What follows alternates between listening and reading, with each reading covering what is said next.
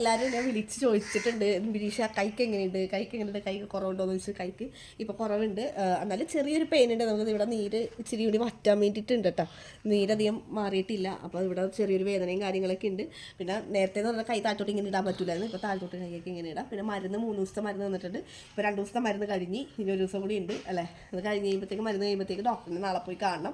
അപ്പോൾ എല്ലാവരും ചോദിച്ചു എങ്ങനെയാണ് കാര്യങ്ങളെന്നൊക്കെ ചോദിച്ചു അല്ലേ ചൈ. അപ്പോൾ വേറെ എല്ലാവരും വിളിയായിരുന്നു എല്ലാവരും. അത്രയും പേര് നമ്മൾ സ്നേഹിക്കണം. അതെ, എന്ന് മനസ്സിലായി. എത്ര പേര് സ്നേഹിക്കണം മനസ്സിലായി. കുറേ പേര് നേർന്നിട്ടുണ്ട്. അപ്പോൾ ഇന്നതുപോലെ ചെയ്യണം. പിന്നെ കുറേ പേര് നമുക്ക് പറഞ്ഞു തന്ന് ഇന്നപോലെ കാര്യങ്ങൾ ചിലപ്പോൾ നമുക്ക് ശത്രുക്കളുടെ അല്ലേ എന്നാണ് പറഞ്ഞാൽ ശത്രുക്കൾ കൂടുമ്പോഴാണ് നമുക്ക് ഇങ്ങനെ പാമ്പിൻ്റെ സ്വപ്നം കാണുകയും ഇങ്ങനെയുള്ള സിറ്റുവേഷൻസ് ഒക്കെ ഉണ്ടാകണം. അപ്പോൾ ഒന്ന് പാമ്പിൻ്റെ നേർച്ച കാര്യങ്ങളൊക്കെ നടത്താൻ പറഞ്ഞ് എടപ്പള്ളി പള്ളി പോകാൻ പറഞ്ഞ് അങ്ങനെ വിളിക്കണവർ കുറേ പേരുണ്ട്.